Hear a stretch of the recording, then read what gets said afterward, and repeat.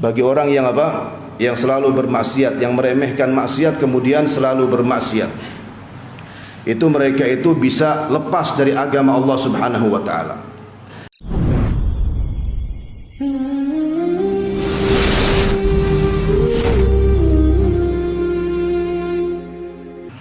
Assalamualaikum warahmatullahi wabarakatuh. Alhamdulillahi rabbil alamin. وبه نستعين على أمور الدنيا والدين والصلاة والسلام على أشرف الأنبياء والمرسلين سيدنا ونبينا محمد وعلى آله وصحبه أجمعين. أما بعد، سبحانك لا علم لنا إلا ما علمتنا إنك أنت العليم الحكيم. ربنا زدنا علما warzuqna fahma wala haula wala quwwata illa billahil aliyil azim. Alhamdulillah. Pertama-tama puji dan syukur kita panjatkan kepada Allah Subhanahu wa taala, karena dengan izinnya dan rahmatnya kita semua bisa berjumpa lagi di masjid yang diberkahi Allah Subhanahu wa taala ini. Mudah-mudahan umur kita semua selalu diberkahi Allah Subhanahu wa taala dalam kebaikan, dalam ketaatan, sehat wal afiat. Amin ya rabbal alamin. Kemudian seperti biasanya hadirin yang dirahmati Allah, setiap Ahad keempat ba'da subuh di Masjid Kiai Keribik ini kita akan mengkaji kitab Al-Jawabul Kafi liman sa'ala 'anid dawa'i syafi, atau kitab Ad-Da'u wad-Dawa karya Imam Syamsuddin Abu Abdullah Muhammad bin Abi Bakar bin Ayyub al-Ma'ruf bi Ibn Qayyim al-Jauziyah rahimahullahu ta'ala. Kita lanjut hadirin yang dirahmati Allah tentang hadis-hadis Rasulullah sallallahu alaihi wa ala alihi wa sahbihi wa sallama.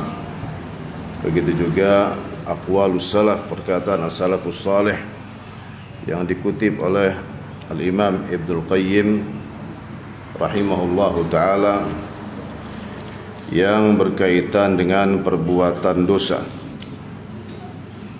Di sini kata Imam Al-Hafidh Ibnu Qayyim rahimahullahu ta'ala, wa dzakara al-Imam Ahmad min hadithi Abdullah ibn Mas'ud. Jadi ada beberapa hadis atau beberapa riwayat, intinya senada ya dengan apa yang kita sampaikan di beberapa pertemuan yang lalu.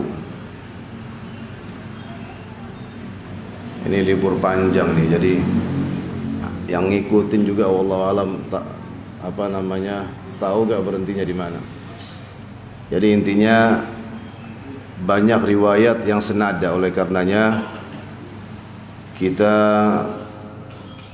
masuk ke riwayat yang baru, yaitu yang diriwayatkan oleh Imam Ahmad. Di sini kata Imam Al-Hafidh Ibnu Qayyim, wa dzakara al-Imam Ahmad min hadits Abdullah bin Mas'ud radhiyallahu ta'ala anhu anna Rasulullah sallallahu alaihi wa ala alihi wa sahbihi wa sallam qala iyyakum wa muhaqqiratiz dzunub fa innahunna yajtami'na 'ala ar-rajuli hatta yuhliknahu. Kata Rasulullah sallallahu alaihi wa ala alihi wa sahbihi wa sallama, berhati-hatilah kalian atau jauhilah dosa-dosa yang dianggap remeh. Dosa-dosa yang dianggap apa? Remeh, atau dalam arti dosa-dosa yang dianggap dosa kecil, itu dijauhi kata Rasulullah. Kenapa wahai Rasulullah? Fa innahunna yajtami'na 'ala ar-rajuli hatta yuhliknahu. Karena dosa-dosa tersebut jikalau terkumpul atas diri seseorang, maka bisa membinasakannya. Kemudian kata Abdullah bin Mas'ud radhiyallahu ta'ala anhu, wa inna Rasulullah sallallahu alaihi wa ala alihi wa sahbihi wa sallama daraba lahunna mathala. Di sini Rasulullah membuat perumpamaan tentang itu semua. Kamathali qaumin nazalu ardha falah. Jadi seperti suatu kaum yang singgah di suatu tempat, fahadara sani'ul qaum, kemudian pimpinan daripada kaum tersebut memerintahkan mereka untuk mengumpulkan kayu bakar. Faja'ala ar-rajulu yantaliqu fayaji'u bil'udi war-rajulu yaji'u bil'ud.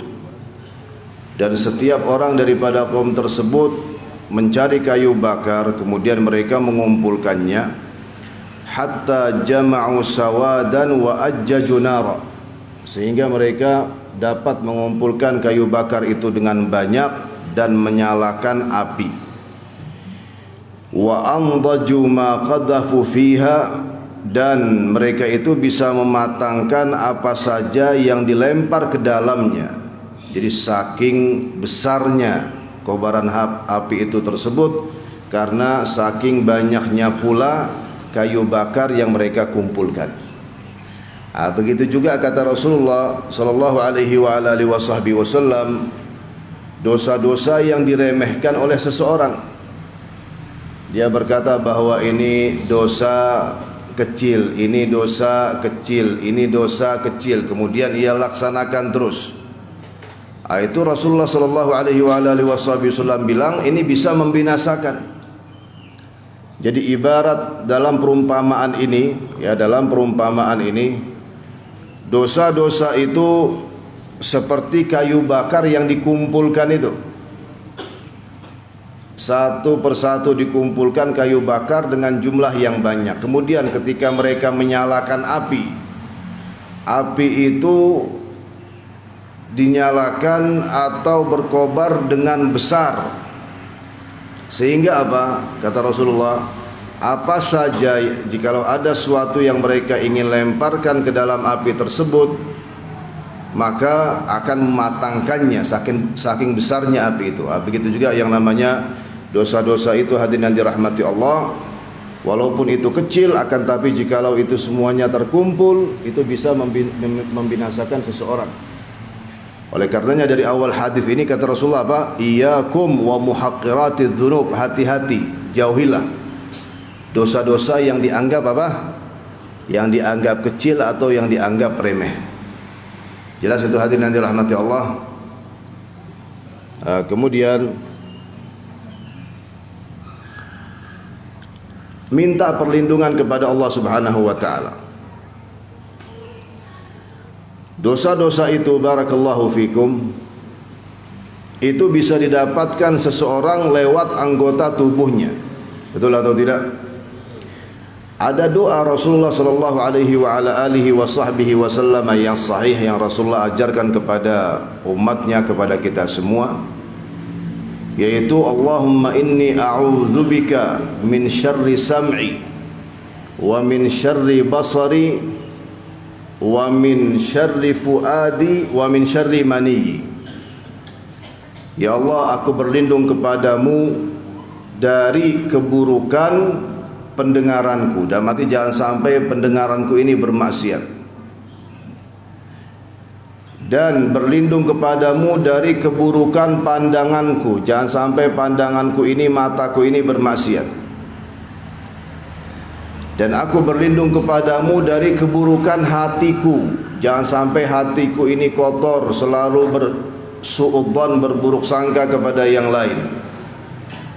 Dan juga aku berlindung kepadamu dari keburukan air maniku, kata Rasulullah sallallahu alaihi wasallam. Dan ini untuk umatnya ya, ini untuk umatnya ya.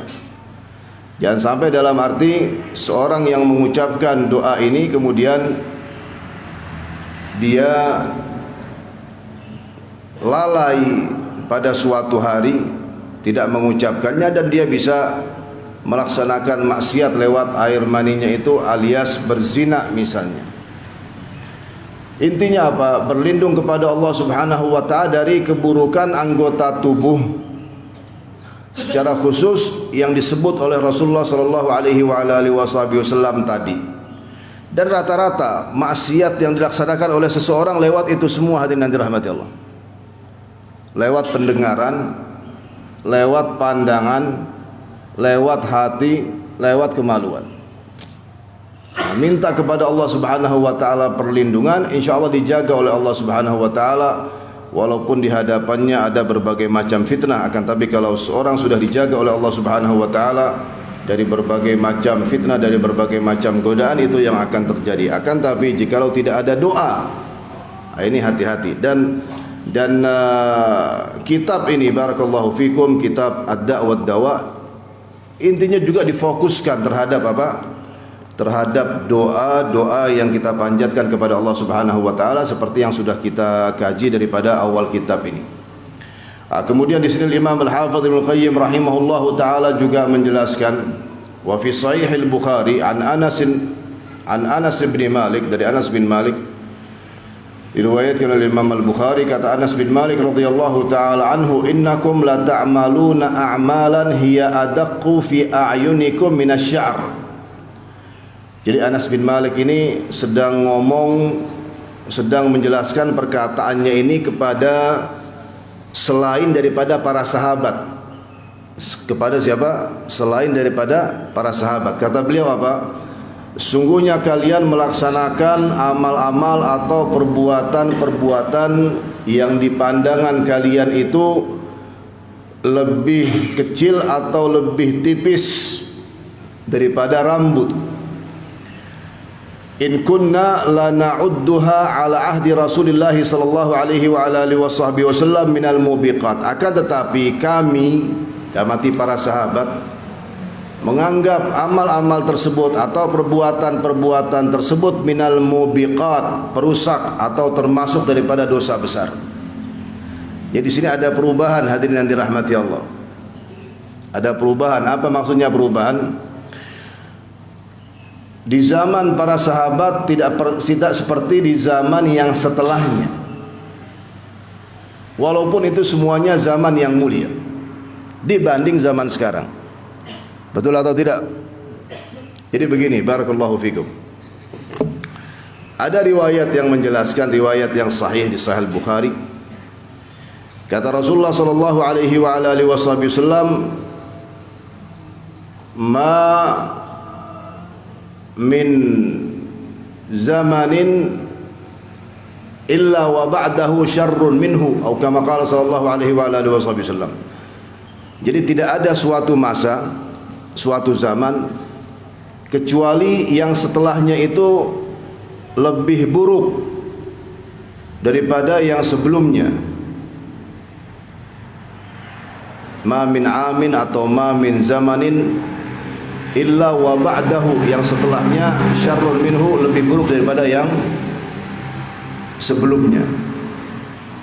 Dan memang betul ya, barakallahu fikum, di zaman para sahabat ridwanullah taala alaihim ajmain, kita kan mengetahui ada 3 abad terbaik, betul atau tidak? Yang kata Rasulullah, khairul quruni qarni thumma alladhina yalunahum thumma alladhina yalunahum. Sebaik-baik abad adalah abadku, kemudian yang berikutnya, kemudian yang berikutnya. Intinya para sahabat, para tabi'in, tabi'at tabi'in. Ini 3 abad terbaik.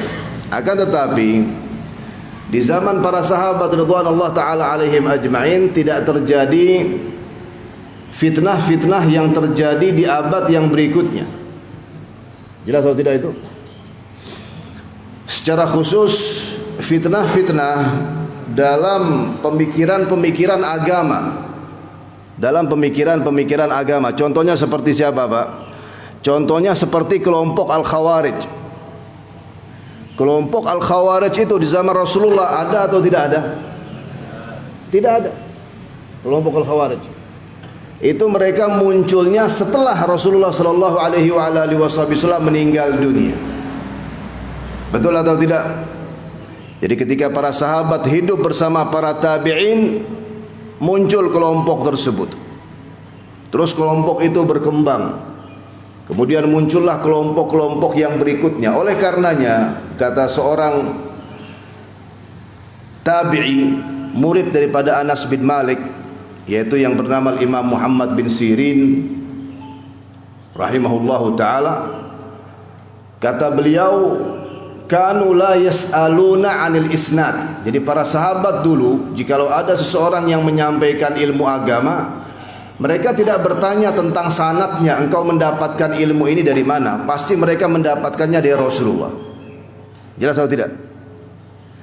Akan tetapi setelah terjadi berbagai macam fitnah, setelah Rasulullah meninggal dunia, baik itu di zaman para tabi'in atau di zaman para tabi'in, jikalau ada seorang yang menyampaikan ilmu, maka seorang sahabat yang masih hidup di zaman itu bertanya,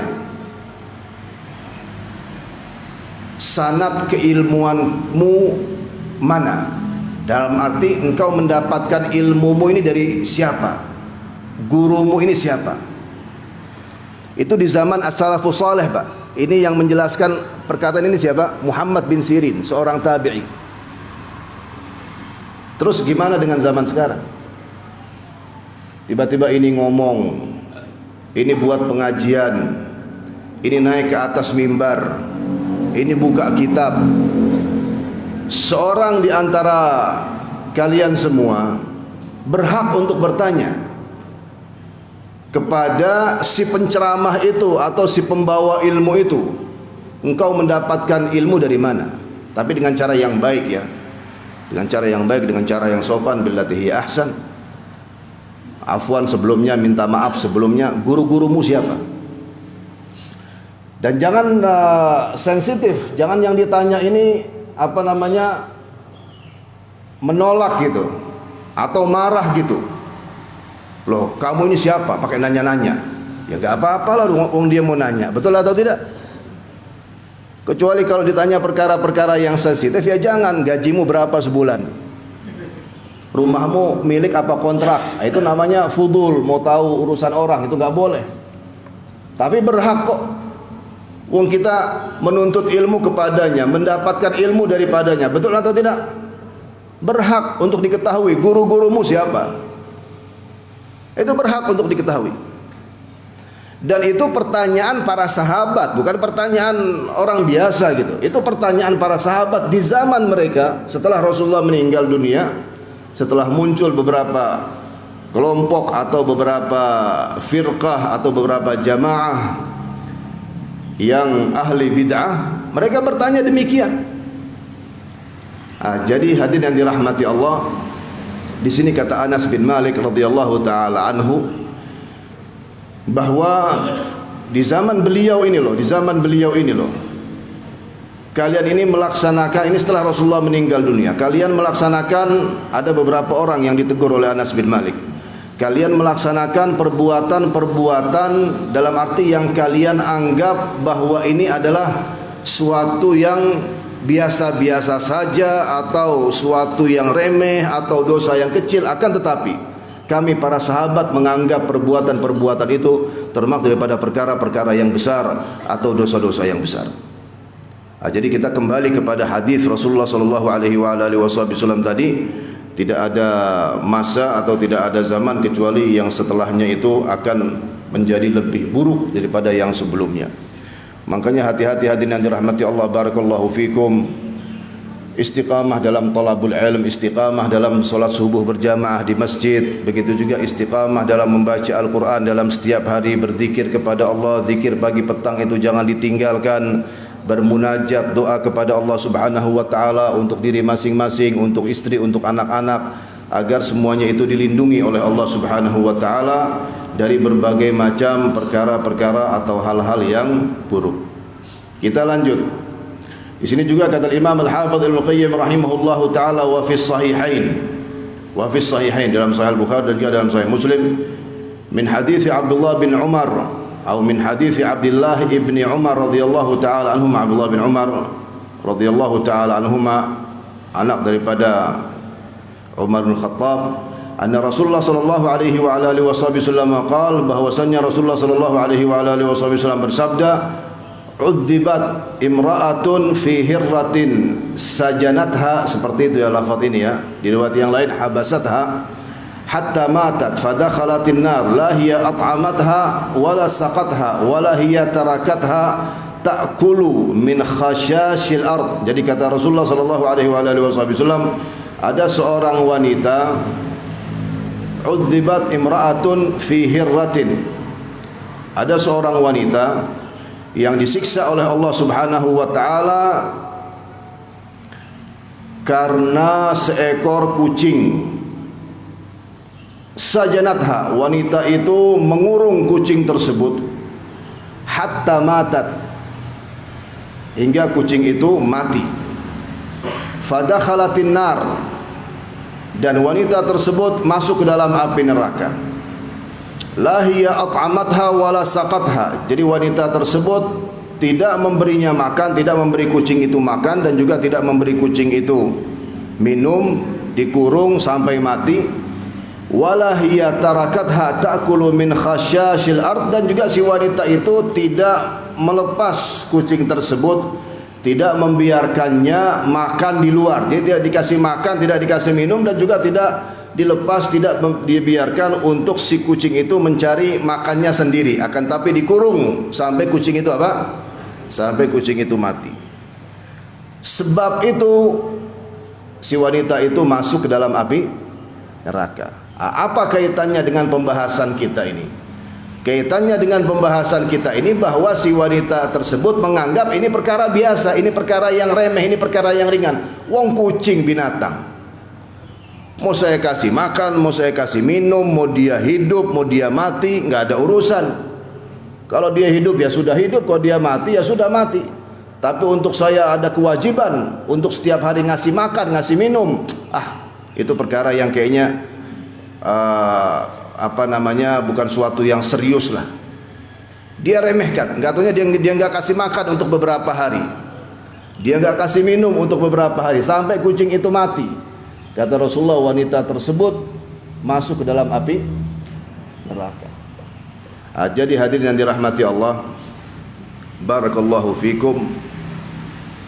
Ini juga bagi yang suka sama kucing, ya, bagi yang suka sama kucing, yang miara kucing, silahkan.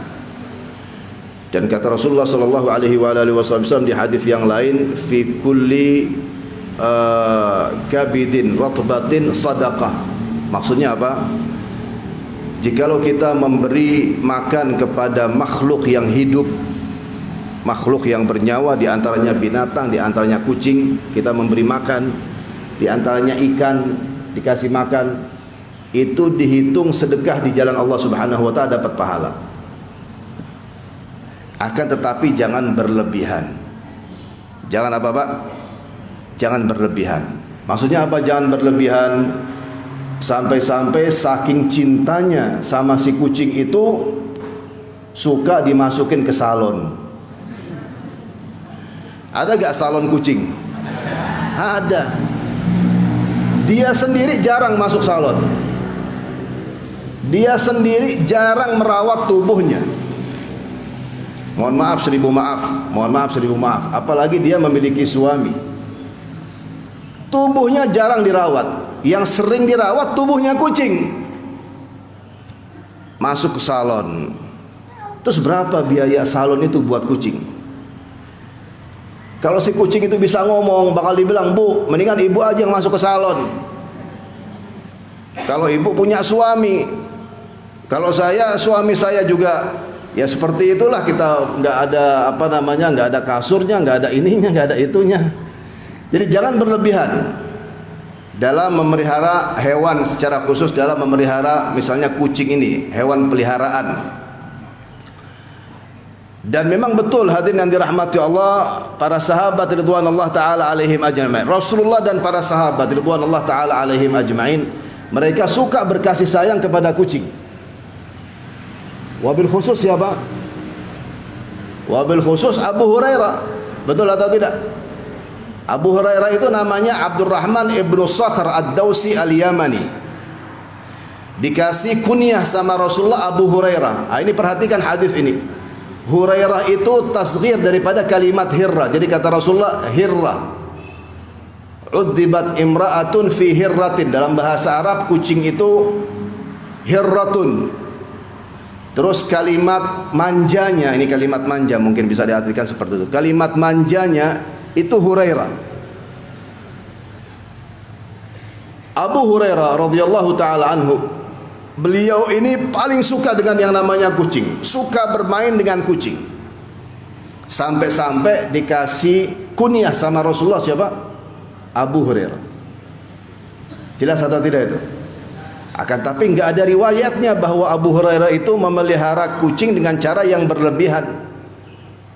Sebatas dikasih sayang, sebatas dikasih minum, sebatas dikasih makan, mau dipelihara silahkan. Akan tapi jangan sampai mengeluarkan biaya yang cukup banyak gitu. Kemudian tidak ada kebutuhan-kebutuhan dasar, tidak ada kebutuhan-kebutuhan pokok buat si kucing itu, kemudian dibuat-buat. Terus tidak begitu peduli terhadap dirinya sendiri atau terhadap keluarganya. Kasih sayangnya kepada kucing tidak seperti kasih sayangnya kepada anaknya sendiri. Kadang-kala dia marahin anaknya gara-gara kucing, tapi nggak pernah marahin kucing gara-gara anaknya. Jelas hadirin yang dirahmati Allah. Nah, jadi memelihara binatang yang boleh untuk dipelihara seperti kucing ini silahkan ya, itu juga ada batasan-batasannya. Akan tapi tetap yang namanya makhluk hidup itu harus dikasih makan, harus dikasih minum dengan layak ya, dikasih makan, dikasih minum dengan layak. Dan juga jangan berlebihan, ngasih makannya jangan berlebihan. Kasih makanan dia yang khusus untuk dia, nggak usah dimasakin ini, nggak usah dimasakin itu. Kalau mau dimasakin kasih buat suami, betul atau tidak?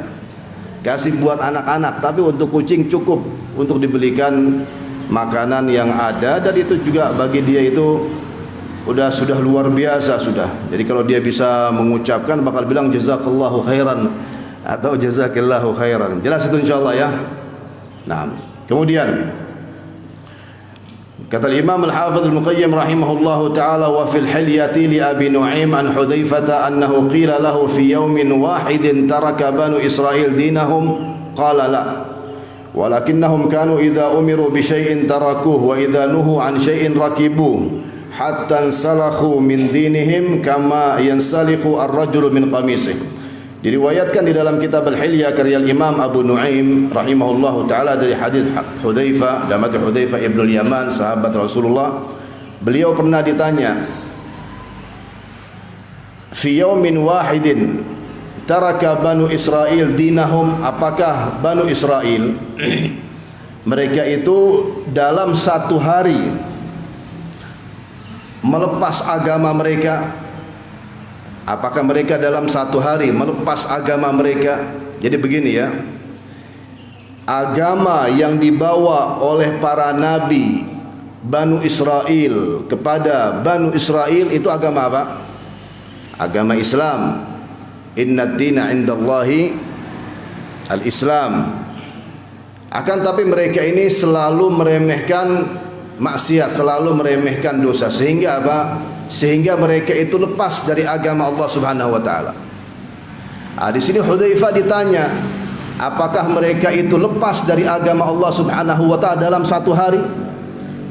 Kata Hudzaifah radhiyallahu taala anhu, la, tidak. Walakinnahum kanu idza umiru bi syai'in taraku. Akan tapi apabila mereka itu diperintahkan untuk melaksanakan sesuatu, mereka meninggalkannya. Wa idza nuhu an syai'in rakibuh, apabila mereka itu dilarang untuk melakukan sesuatu, justru mereka melaksanakan sesuatu itu yang dilarang oleh Allah Subhanahu wa taala.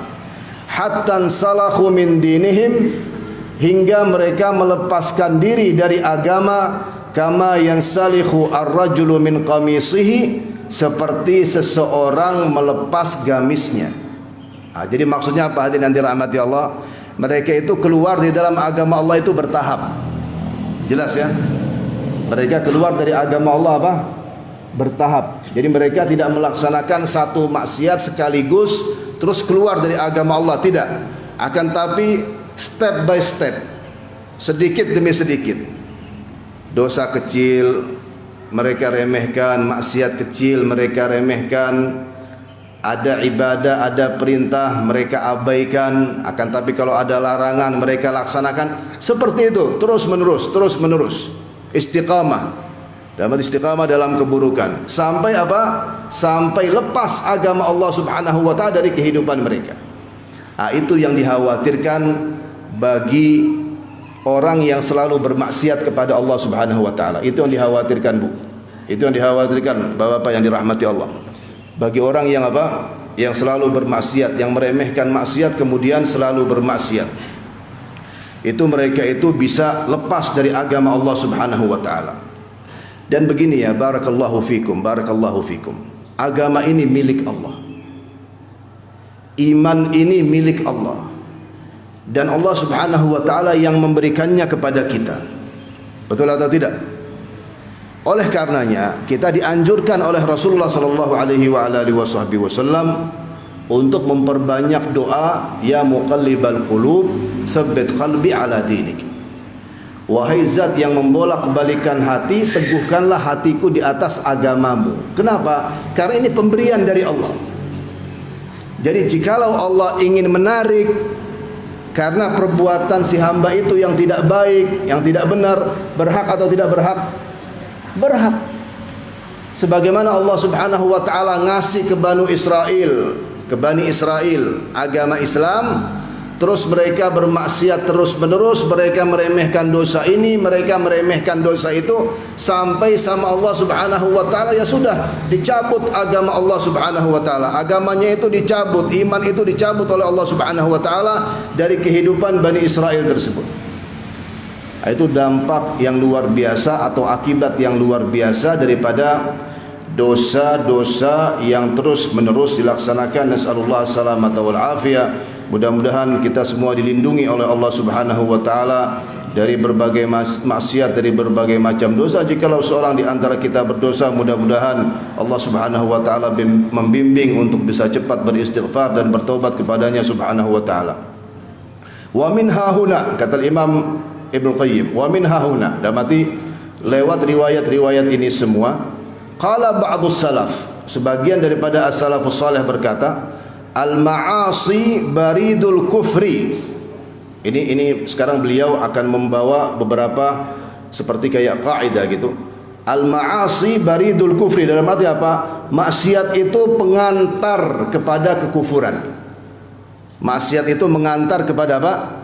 Kekufuran. Jadi kalau maksiat itu sudah bertubi-tubi, sudah banyak, itu bisa mengantarkan seorang kepada kekufuran. Pada suatu hari dia itu bisa keluar dari dalam agama Allah Subhanahu wa taala. Karena awalnya kan kecil, betul atau tidak Pak? Awalnya kecil, enggak taunya ada dosa yang besar, merembet sudah. Yang besar juga dianggap bagi dia kecil. Tiba-tiba nanti ada perkataan murtad yang dia ucapkan, atau ada perilaku murtad yang dia ucapkan, atau ada perilaku murtad yang dia laksanakan, atau Allah Subhanahu wa taala murka kepadanya, kemudian diangkat oleh Allah Subhanahu wa taala agama dan iman tersebut. Jadi yang namanya al-ma'asi baridul kufur, maksiat itu pengantar kepada apa? Kekufuran. Kama annal qiblata baridul jima', sebagaimana kecupan atau ciuman itu adalah pengantar kepada persetubuhan. Ini di antara suami istri ya, secara khusus di antara suami istri suatu yang halal, mereka bersetubuh, dan sebelumnya ada muqaddimahnya, ada pendahuluannya seperti qublah di sini. Kecupan itu juga barid al-jima', pengantar kepada persetubuhan. Wal ghina bariduz zina. Begitu juga yang namanya al-ghina. Jadi al-ghina ini dalam arti nyanyian atau lagu yang dalam arti kata-katanya itu kata-kata maksiat kepada Allah Subhanahu wa taala. Ini juga bariduz zina. Ini pengantar kepada zina. Jadi begini, barakallahu fikum. Ini kalau digandingkan dengan riwayat-riwayat yang sebelumnya ya. Lagu atau nyanyian yang memuji lawan jenis, perhatikan ini. Yang memuji apa? Yang memuji lawan jenis dengan cinta gombal, atau dengan apa?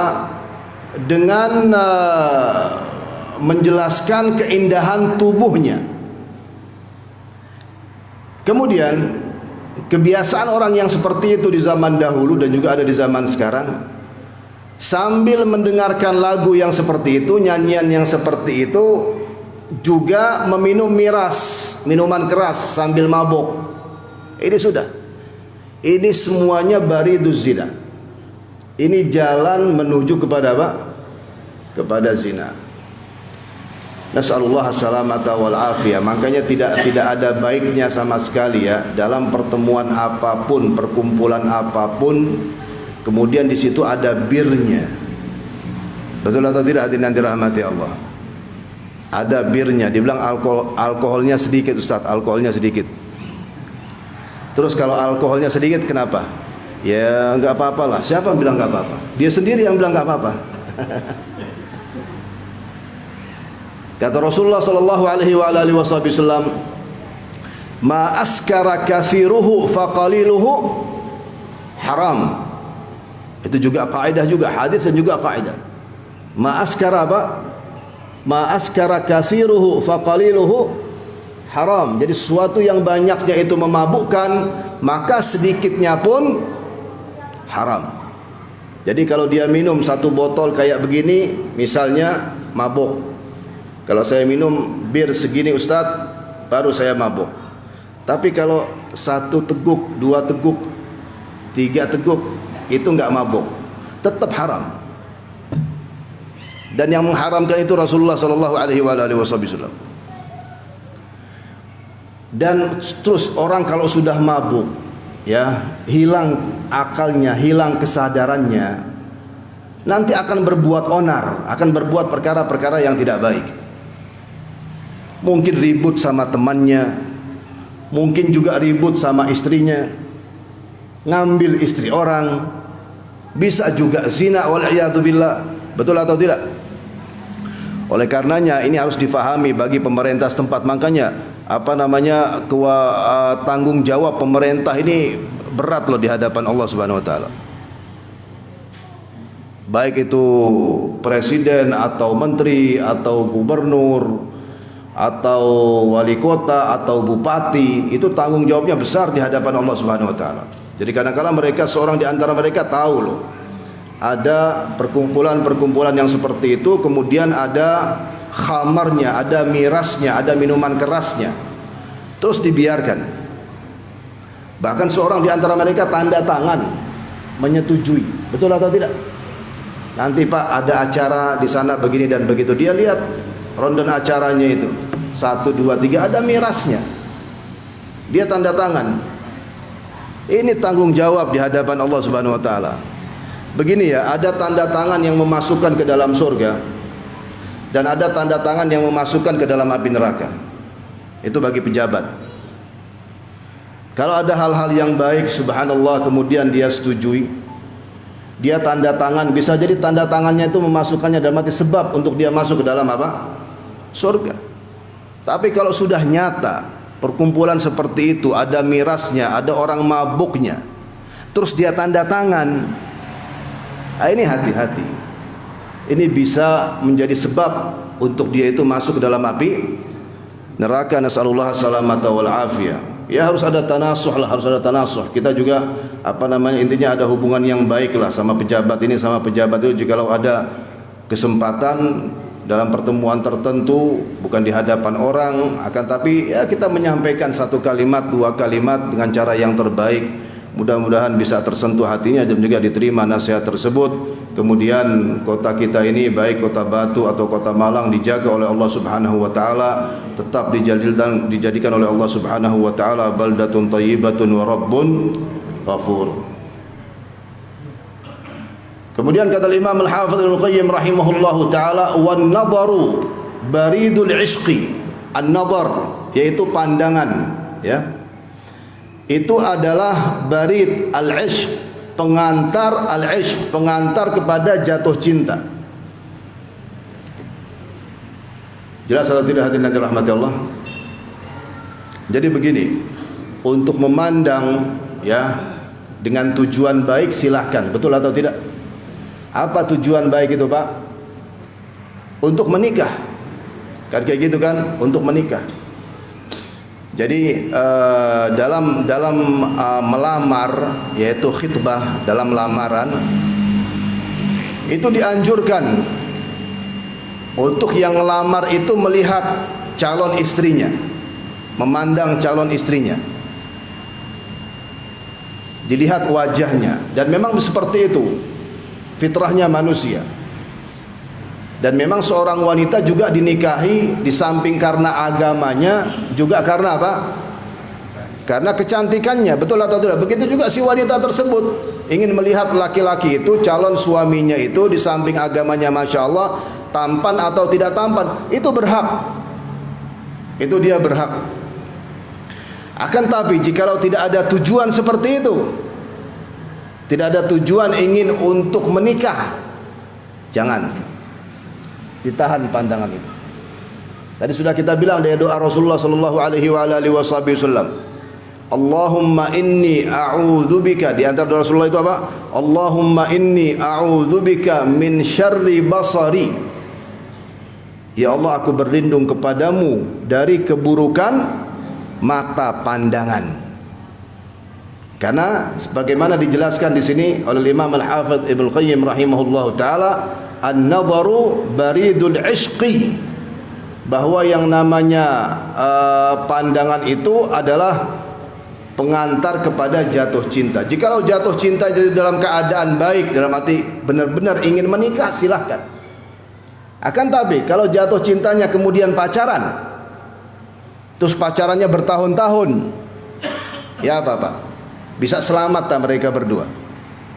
Pacaran 2 tahun, 3 tahun, 4 tahun, 5 tahun enggak nikah-nikah, 8 tahun enggak nikah-nikah. Wah, ente ini siapa? Jibril kan? Malaikat Allah Subhanahu wa taala yang enggak pernah terganggu. Alhamdulillah Ustaz, selama 8 tahun saya pacaran, ya, tangannya enggak pernah saya sentuh. Ente mau ngebohong sama siapa?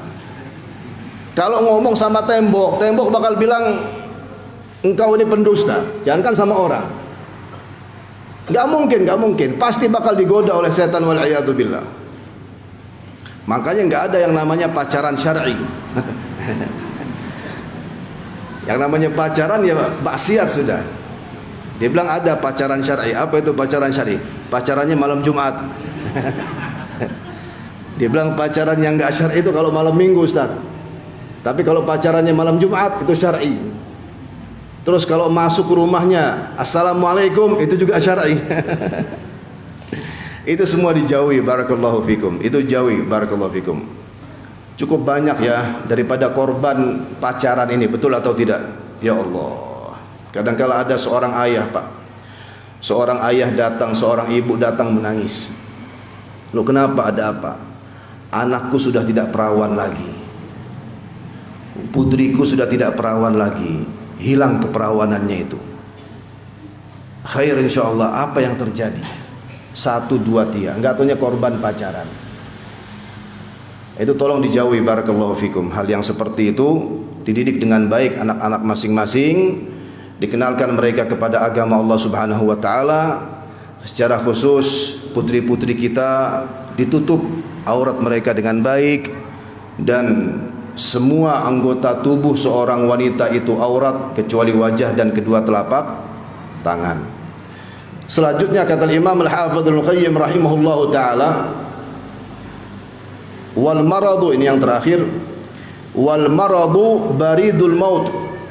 Sebagaimana jadi daripada kaidah-kaidah itu semua, sebagaimana juga dikatakan al marad baridul maut, dalam arti apa?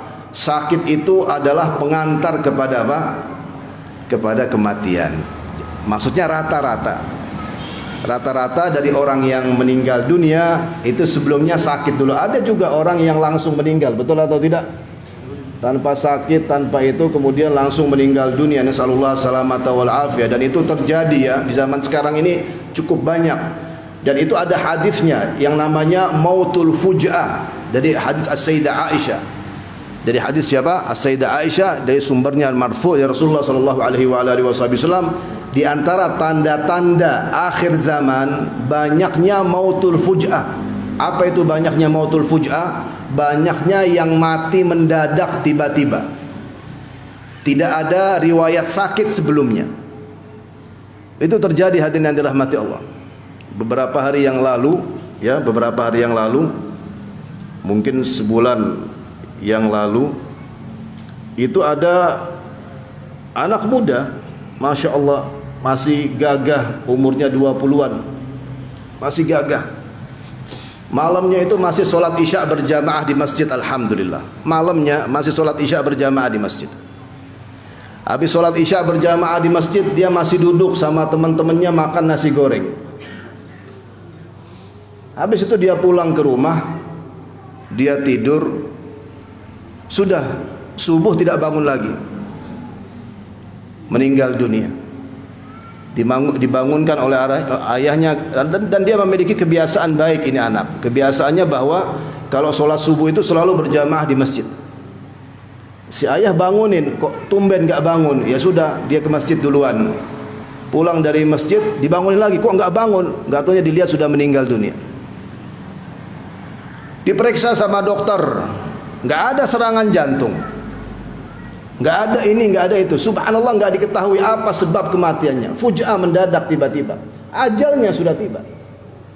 Nah, itu di salah satu hadis Rasulullah dijelaskan, itu terjadi di suatu masa, di suatu zaman seperti zaman kita sekarang ini, dan ini termasuk daripada tanda-tanda akhir zaman. Itu bisa terjadi dalam kehidupan seseorang di antara kita. Betul atau tidak? Itu bisa terjadi dalam kehidupan saya, bisa terjadi dalam kehidupan panjenengan juga. Oleh karenanya hati-hati dengan yang namanya maksiat, benar-benar dijauhi. Kita kembali kepada awal pembahasan kita ini dari hadis Rasulullah. Apa kata Rasulullah? Iyyakum wa muhaqqiratiz dzunub. Jauhilah dosa-dosa yang dianggap remeh atau dosa-dosa kecil itu. Akan tetapi bertakwa semaksimal mungkin, beramal saleh semaksimal mungkin. Wabil khusus pada hari-hari ini, kita ini masih di 10 pertama dari bulan Dzulhijjah. Diperbanyak daripada amal saleh, barakallahu fikum. Ada satu amal saleh di 10 pertama, di 10 awalnya dari bulan Dzulhijjah yang sangat dicintai oleh Rasulullah. Apa itu? Zikir.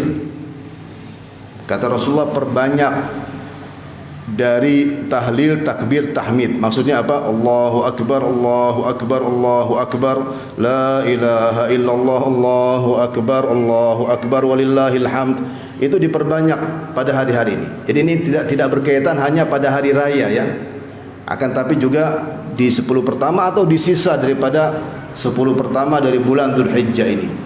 Ini hari-hari yang paling agung kata Rasulullah di Musnad Imam Ahmad, ma min ayyamin a'zamu indallah, tidak ada hari-hari yang paling agung di sisi Allah, wala ahabbu ilaihi al-amalu fihinna min hadhihi al-ayyam, dan juga tidak ada hari-hari yang paling dicintai oleh Allah untuk melaksanakan amal soleh daripada 10 pertama dari bulan Dzulhijjah ini. Kemudian kata Rasulullah, fa'aktsiru fihinna minat tahlili wat takbiri wat tahmid. Jadi perbanyak daripada zikir itu, perbanyak daripada takbir, daripada tahlil, daripada tahmid. Itu enggak apa-apa, dikeraskan suara sedikit tidak apa-apa untuk mengingatkan yang lain. Misalnya di rumah, antum masuk ke rumah, assalamualaikum, waalaikumsalam. Tiba-tiba antum berzikir Allahu Akbar, la ilaha illallah. Nah, ini istri yang mendengar, anak-anak yang mendengar faham. Oh, ini disyariatkan, ini disunnahkan, ini dianjurkan, kemudian mereka berzikir. Karena apa? Para sahabat, perhatikan ini, para sahabat di Sahih Al-Bukhari, secara khusus Abdullah bin Umar dan Abu Hurairah. Abdullah bin Umar dan Abu Hurairah. Mereka ini masuk ke pasar, sering masuk ke pasar di 10 pertama dari bulan Dzulhijjah ini. Tidak ada kebutuhan untuk dagang atau untuk menjual atau untuk membeli. Akan tapi apa? Mereka berzikir. Jadi sampai-sampai dijelaskan di dalam riwayat tersebut, fayukabbiran wa yukabbirun nasu bitakbirihima. Jadi mereka berdua ini, Abdullah bin Umar sama Abu Hurairah, di pasar mereka bertakbir dengan suara yang didengar oleh orang-orang yang di pasar, sampai-sampai sak pasar semuanya bertakbir. Ini sebelum hari raya, Pak. Sebelum hari raya Idul Adha. Mereka berdua masuk ke pasar, Allahu Akbar, Allahu Akbar, Allahu Akbar, la ilaha illallah, Allahu Akbar, walillahil hamd. Yang di pasar ini ingat, oh betul, ini disunahkan sama Rasulullah. Oh, ini dianjurkan sama Rasulullah. Langsung mereka bertakbir. Ya, apa di zaman sekarang?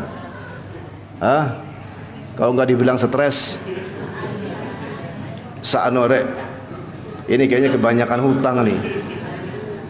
Sampai-sampai zikir yang seharusnya di masjid dia bilang, yang seharusnya di rumah, malah dia berzikir di pasar. Mungkin seperti itu ya. Tapi kalau para sahabat tidak, diingatkan sedikit langsung ingat.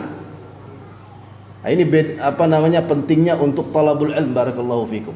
Pentingnya untuk talabul ilm, pentingnya untuk menuntut ilmu. Kadang-kala seorang di antara kita begini sebagai penutup ya. Kadang-kala seorang di antara kita begini Pak, begini Bu. Dia mengetahui amalan ini sunnah, ini dianjurkan, betul atau tidak? Tapi seringkali lalai. Nah, kalau ada teman yang baik, ada sahabat yang baik yang mengingatkan, alhamdulillah. Langsung dia ingat kemudian melaksanakannya. Nah, muskilahnya problemnya di mana? Muskilahnya problemnya itu kalau dia itu memang tidak tahu dari asalnya, dari dasarnya tidak tahu bahwa ini adalah suatu yang disunahkan, suatu yang dianjurkan. Kemudian ada orang yang melaksanakannya, malah dia memandang kepada orang yang melaksanakannya itu aneh gitu. Ini ngapain lagi? Mungkin ditegur yang orang bertakbir itu di 10 pertama dari bulan Dzulhijjah. Dia bilang, tunggu. Ini belum hari raya Idul Adha. Ada apa pakai takbir segala? Kalau mau takbir nanti di hari raya. Nah, dia kira bahwa takbir tersebut disunahkan hanya apa? Hanya di hari raya Idul Adha, padahal pada hari-hari ini sangat dianjurkan oleh Rasulullah sallallahu alaihi wasallam. Inilah hadirin yang dirahmati Allah, mungkin yang bisa saya sampaikan pada pagi hari ini. Mudah-mudahan dari apa yang kita fahami, dari apa yang kita dengar ada manfaatnya untuk kita semua di dunia dan juga di akhirat nanti. Wallahu ta'ala a'lam. Sallallahu wasallam ala sayyidina wa nabina Muhammad wa ala alihi wa sahbihi ajma'in. Walhamdulillahi rabbil alamin. Kafaratul majlis. Subhanakallahumma wa bihamdik asyhadu an la ilaha illa anta astaghfiruka wa atubu ilaik. Wassalamualaikum warahmatullahi wabarakatuh.